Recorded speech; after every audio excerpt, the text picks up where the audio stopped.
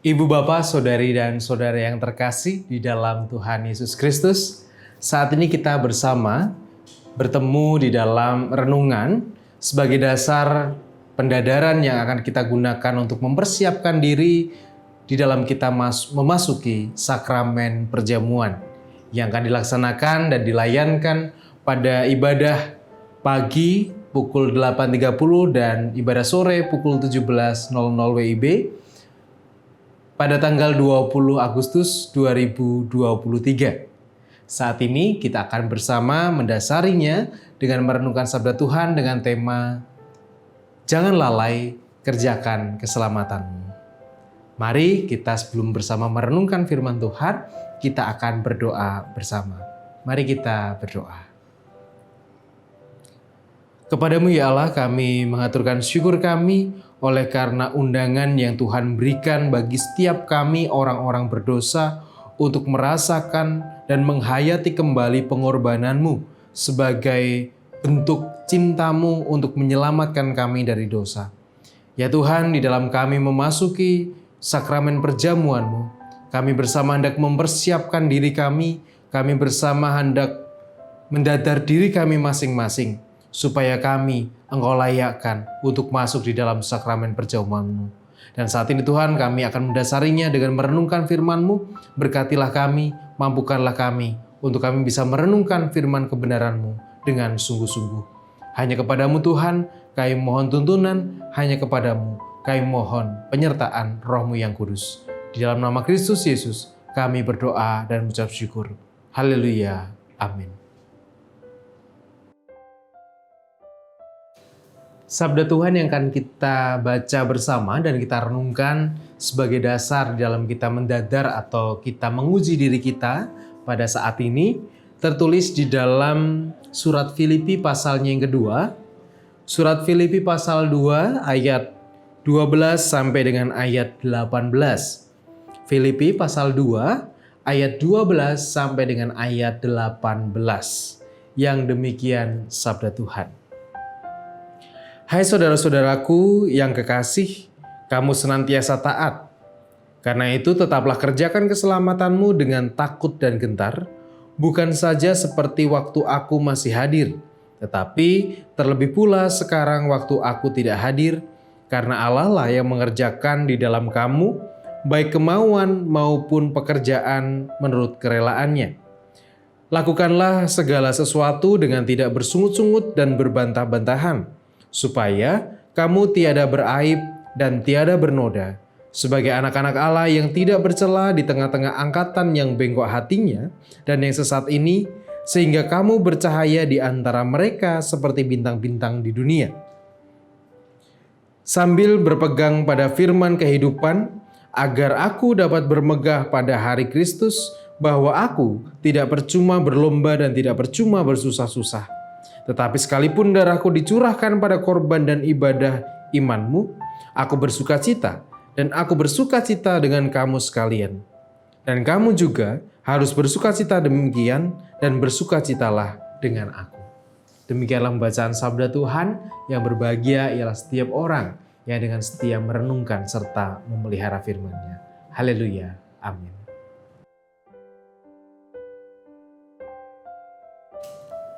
Ketika seseorang mengalami atau berada dalam tingkat kesulitan yang tertentu, atau orang yang mungkin mengalami kesulitan, mengalami tantangan, biasanya kita akan menjadi lebih kreatif. Kita akan berpikir sedemikian rupa bagaimana caranya supaya kita bisa menyelesaikan atau bisa menghadapi tantangan dan kesulitan ini. Demikian juga dalam kehidupan. Ketika kita kemudian terus diperhadapkan dengan sesuatu yang tidak nyaman, tidak enak, berat begitu, akan ada rasa yang untuk struggle, rasa untuk bertahan, niat untuk kemudian yang semakin membara begitu, dan kemudian menumbuhkan sesuatu yang dalam diri kita itu kekuatan ekstra untuk kita melakukannya dengan sungguh-sungguh, menekuninya dengan sungguh-sungguh dan lain sebagainya. Untuk kita bisa berjuang menghadapi kesulitan-kesulitan yang ada ketika kita berhadapan dengan sebuah kesulitan. Tetapi sebaliknya, Ketika kehidupan kita itu selalu diperhadapkan dengan sesuatu yang nyaman, sesuatu yang enak, sesuatu yang menyenangkan secara terus-menerus dalam kehidupan, ataupun kita juga selalu dijejali dengan keberhasilan terus begitu. Maka bisa jadi pada satu titik kita akan mungkin lalai dengan kehidupan kita. Kita merasa, oh semuanya sudah enak kok. Ngapain saya harus berjuang dengan keras? Ngapain saya harus struggle dengan semuanya itu? Gak perlu. Orang saya sudah hidupnya enak. Gini aja saya diem aja udah hidup saya enak semuanya. Semuanya sudah tercukupi, semuanya sudah disediakan dan lain sebagainya. Kita sebagai orang Kristen seringkali kemudian menjadi orang-orang yang seperti itu. Orang-orang yang merasa bahwa kita itu menjadi orang yang enak. Kita mungkin punya privilege bahwa kita itu menganggap diri kita berbeda dengan yang lain. Karena diri kita itu untuk selamat itu gampang. Yaitu tinggal percaya saja sama Kristus. Sudah selesai. Kalau kita percaya sama Kristus, kita pasti selamat. Dan kita mengatakan, berbeda dengan saudara-saudara yang lain. Mereka harus berjuang, mereka harus hidup baik, mereka mungkin harus mengumpulkan pahala, mereka harus berjuang ini, berjuang itu, mentaati kehidupan yang seperti ini, seperti itu, supaya dapat keselamatan itu. Tetapi bagi kita, percaya saja kepada Kristus, itu sudah cukup. Itu sudah membebaskan kita, itu sudah melepaskan kita dari dosa, dan kita sudah mendapat keselamatan.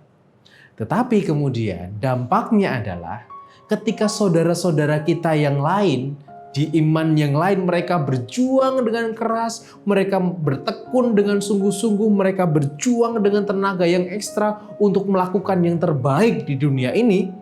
Kita sebagai orang Kristen karena sudah enak, seringkali kemudian kita lalai. Kita kemudian merasa terlalu dinyamankan. Akhirnya ya sudah, kita menjalani hidup, yang penting saya masuk surga sudah. Yang penting saya hidup percaya pada Kristus sudah. Yang lainnya, itu urusan-urusan duniawi. Saya nggak mau ikut campur dan lain sebagainya. Seringkali hal itu menjadi bumerang dalam diri kita. Pada akhirnya, kita menjadi orang-orang Kristen yang pemalas. Orang-orang Kristen yang lalai. Dan orang-orang Kristen yang tidak mau memperjuangkan keselamatannya, tidak mau untuk mengerjakan keselamatannya. Ibu bapak dan saudara-saudari yang terkasih dalam Tuhan, bacaan kita pada saat ini dasar pendadaran mandiri, persiapan mengikuti perjamuan kudus ini, menurut Rasul Paulus, dia mengatakan bahwa penting bagi kita untuk tetap mengerjakan keselamatan. Karena apa?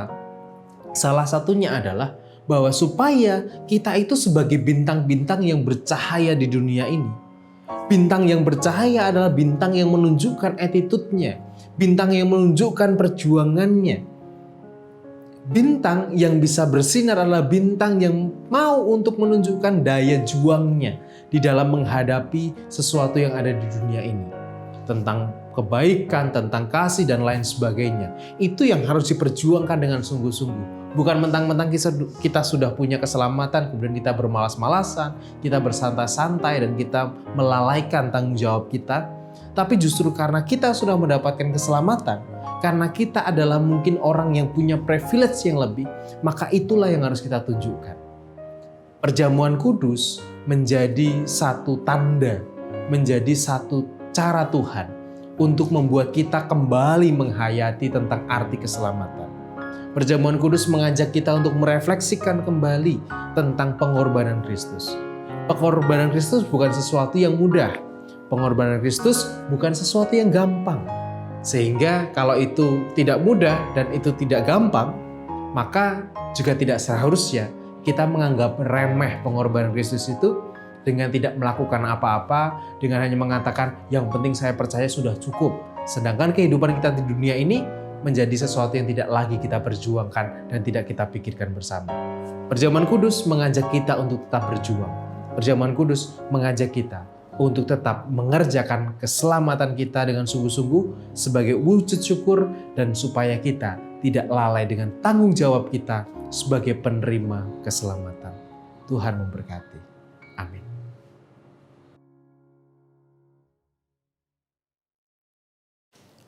Bapak, Ibu, dan saudara-saudari yang terkasih dalam nama Tuhan Yesus Kristus, sebelum kita akan bersama besok pada tanggal 20 Agustus 2023 pada jam ibadah pukul 8.30 dan 17.00 dalam kita memasuki undangan Tuhan, mengangkat ataupun juga terlibat di dalam sakramen perjamuan, kita akan kembali bertanya kepada diri kita, menguji diri kita dengan 3 pertanyaan berikut ini. Yang pertama, apakah kita mengakui bahwa kita berada dalam kondisi tidak selamat, tetapi oleh karena anugerah Allah, kita diselamatkan melalui pengorbanan Tuhan Yesus Kristus?